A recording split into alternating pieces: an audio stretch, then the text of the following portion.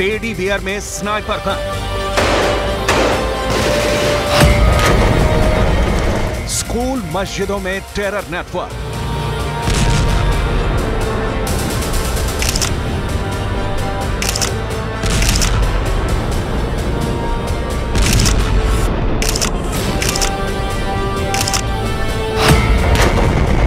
Hamas की खौफनाक साजिश।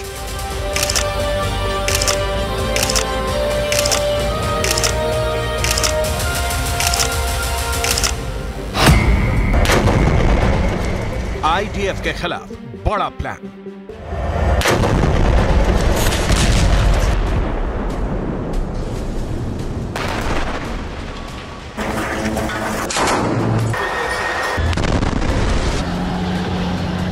गाजा में हमास का रिएक्शन देख इजरायली सेना के होश उड़े हुए हैं।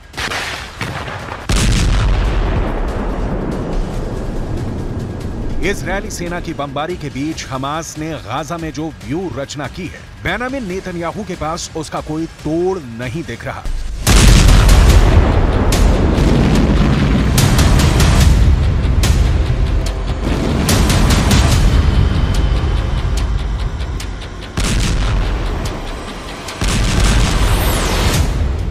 इजरायली सेना जिस ओर मूव कर रही है, हमास ने उस रास्ते में बम फिट कर दिया है।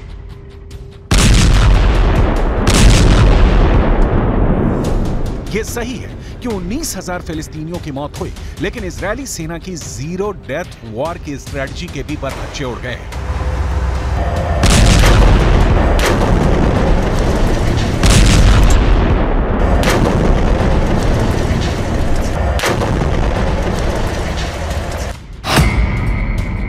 हमास के जबरदस्त प्रतिक्रिया की वजह से ही 27 अक्टूबर से, यानी जब से इजरायल ने गाजा में जमीनी हमले शुरू किए हैं, 121 इजरायली सैनिकों की मौत हो गई है। यह आंकड़ा हमास ने नहीं बल्कि इजरायली सेना ने ही जारी किया है।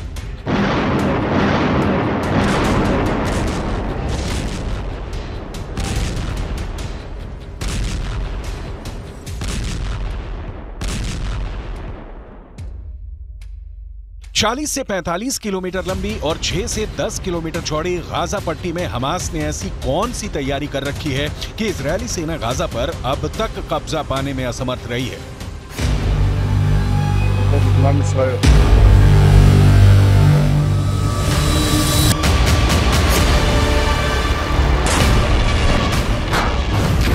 हमास ने ऐसे कौन से हथियार जुटा रखे हैं जिसका जवाब इजरायली सेना के पास नहीं है।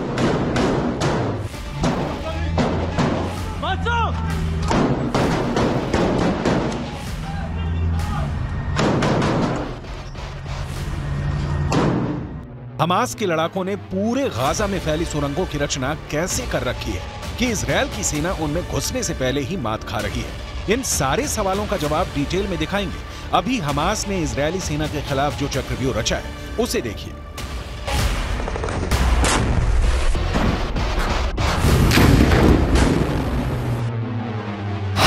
हमास नए नए तरीकों से आईडीएफ के जवानों पर हमले कर रहा है। हमास के आतंकियों ने गोलियों के अंदर बम भरकर उसमें रोने की आवाज निकालने वाले स्पीकर लगा दिए हैं।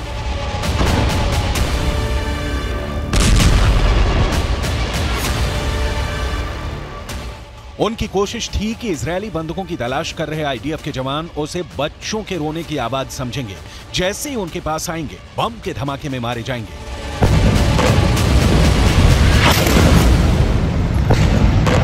लेकिन हमास डाल डाल खेल रहा है तो इजरायल पात पात। इजरायल इंटेलिजेंस यूनिट ने इस साजिश का पता लगा के अपने जवानों को अलर्ट कर दिया, जिसके बाद डिस्पोजल स्क्वाड ने उन्हें निष्क्रिय कर दिया।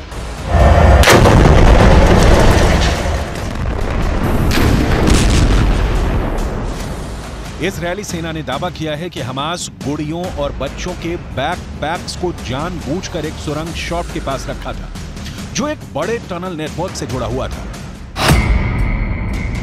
इजरायली सेना ने उस इलाके की तलाशी ली और घात लगाकर किए गए हमले के साथ साथ क्षेत्र में हमास की खुफिया जानकारी और टैंक रोधी ठिकानों का भी पर्दाफाश किया। आईडीएफ ने दावा किया था कि हमास के आतंकियों ने टेडी बियर के अंदर स्नाइपर राइफल और बम छिपाए हुए थे। इन टेडी बियर को लेकर आतंकी आम लोगों के बीच रहे थे। इसके अलावा गाजा के कई स्कूलों और मस्जिदों के नीचे टनल नेटवर्क भी मिला है। इसके जरिए आतंकवादी सुरक्षित आवाजाही करते। इतना ही नहीं, हमास ने इजरायली सेना की नजर से बचाने के लिए स्कूल में हथियारों का गोदाम बना रखा था।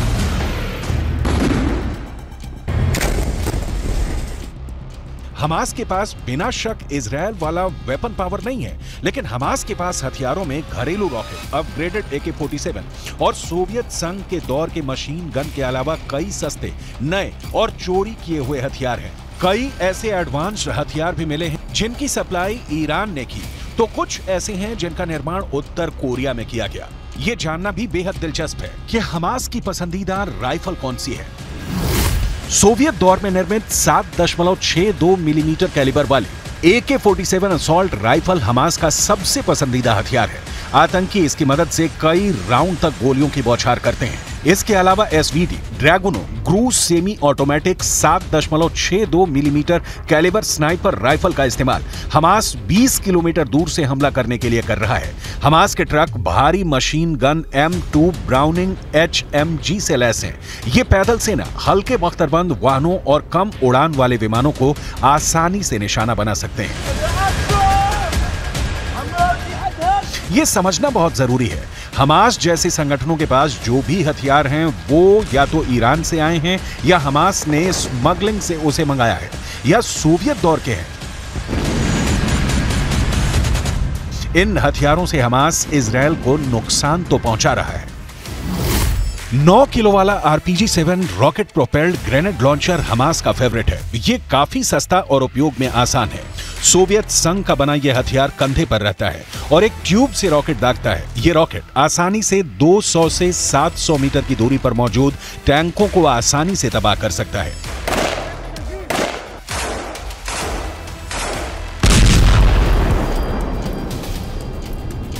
हमास को इजरायली सेना की ताकत का अंदाजा है, इसीलिए हमास ने 2014 से ही इजरायली हमले का प्रतिकार करने की तैयारी शुरू कर दी थी। जिन सुरंगों को नष्ट करने की बात हो रही है या नष्ट की जा रही हैं, ये सुरंगें दुनिया के लिए अजूबा हैं। सोचिए जरा, 40 से 45 किलोमीटर लंबी और 6 से 10 किलोमीटर चौड़ी गाजा पट्टी में जमीन के नीचे हमास ने 500 किलोमीटर लंबी सुरंग खोद रखी है। इन सुरंगों में हमास की जान बसती है। इनके हथियार, इनके लड़ाके, इनके नेता सारे सुरंगों में शरण पाते हैं। जहां तक सुरंगों के सफाई की बात है तो इजरायल ने बहुत सी सुरंगों को मटिया मेट कर दिया है, लेकिन अभी ऐसी कई सुरंगें हैं जहां अब भी इजरायल की सेना नहीं पहुंच पाई है। इन सुरंगों को नष्ट करने के लिए अब इजरायली सेना इनके भीतर समंदर का पानी छोड़ रही है। हमास का बचना मुश्किल नहीं, नामुमकिन है। लंबे वक्त तक हमास के टिके रहने की कोई संभावना नहीं दिख रही है। ईरान, जिससे सबसे ज्यादा हथियार मिलने की हमास को उम्मीद थी, उसने साथ छोड़ दिया है, लिहाजा हमास फंस गया है। बाकी किसी भी अरब देश से उसे कोई मदद नहीं मिल रही, जबकि इजरायल को अमेरिका से सीधे हथियारों की सप्लाई हो रही है। नतीजा जमीन पर दिख रहा है। فجأة سمعنا دبة. لما سمعنا الدبة طلعنا برا نشوف ايش اللي صار. لقينا دار جيراننا المسلمي انقصفت على الطابق الرابع، وفي طبعا شهداء وفي جرحى وفي واحد شهيد لسه من امبارح لقيت طلوع। इजरायल की ओर से ताबड़तोड़ हवाई हमलों ने गाजा के कई शहरों को खंडहर में तब्दील कर दिया है।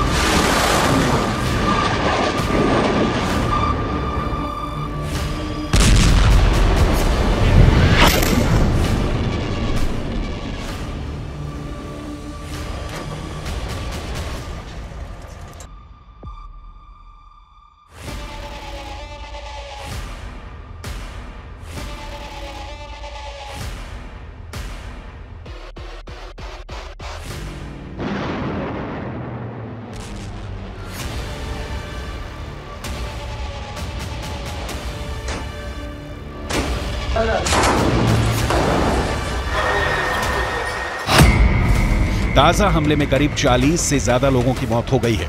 सेंट्रल गाजा के एक शरणार्थी शिविर पर हुए हवाई हमलों में करीब 33 लोगों की जान चली गई है। इनमें 14 महिलाएं और 4 बच्चे शामिल थे। रफा शहर में हवाई हमलों में करीब 8 लोगों की मौत हो गई है।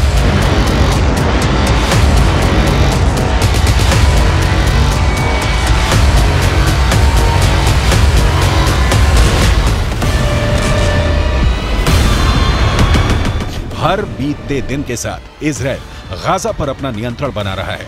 खान यूनुस में इस वक्त इजरायली सेना भीषण बमबारी कर रही है। खान यूनुस ने गाजा के कई बड़े शहरों पर इजरायली सेना ने हमले तेज कर दिए हैं। इजरायल के प्रधानमंत्री बेंजामिन नेतन्याहू को बहुत गौर से सुनिए, क्योंकि जिन्हें युद्ध विराम की उम्मीद दिख रही है उन्हें बहुत निराश होना पड़ेगा। बंधकों की मौत की हमास वाली धमकी का इजरायल के प्रधानमंत्री बेंजामिन नेतन्याहू के ऊपर कोई असर नहीं दिख रहा है। אנחנו נשיג את כל יעדינו, חיסול החמאס, שחרור כל חטופינו, והבטחה שעזה לא תהפוך מחדש למוקד טרור, הסתה נגד מדינת ישראל והתקפות נגד מדינת ישראל. אנחנו נמשיך להילחם עד הסוף למען הנופלים ולמען הבטחת חיינו כאן בארץ ישראל.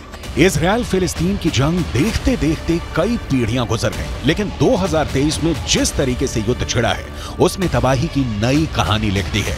इजरायल इस इरादे के साथ मैदान में उतरा है कि हमास के अंतिम आतंकी के जिंदा रहने तक गोली चलाते रहना है, जबकि हमास इसकी कोशिश कर रहा है कि बीते सालों की तरह बंधकों के नाम पर वो युद्ध विराम करवाएगा, संयुक्त राष्ट्र में आवाज उठाएगा और विश्व बिरादरी से इजरायल पर दबाव बनवाएगा कि वो हमास पर हमला नहीं करे।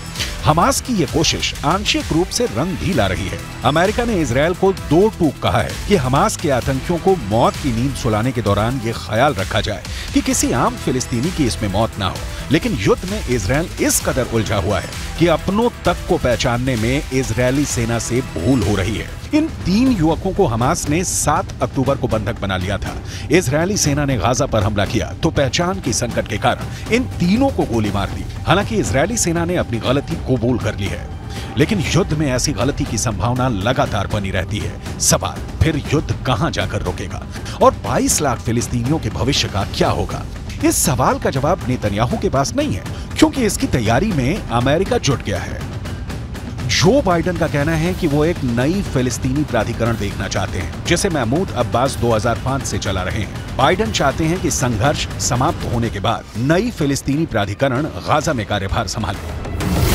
गाजा में आखिरी बार चुनाव 2006 में हुए थे। इस चुनाव में हमास को जीत मिली थी, लेकिन हमास ने सरकार बनाते ही महमूद अब्बास की फतह पार्टी के नेताओं के खिलाफ हिंसा शुरू कर दी थी। इस हिंसा में फिलिस्तीनी प्राधिकरण और फतह के हजारों कार्यकर्ता मारे गए। इस हिंसा के बाद महमूद अब्बास ने हमास के प्रमुख इस्माइल हानिया को पद से हटा दिया था, लेकिन हानिया ने इससे इनकार करते हुए फिलिस्तीनी प्राधिकरण से अपना रिश्ता तोड़ लिया था।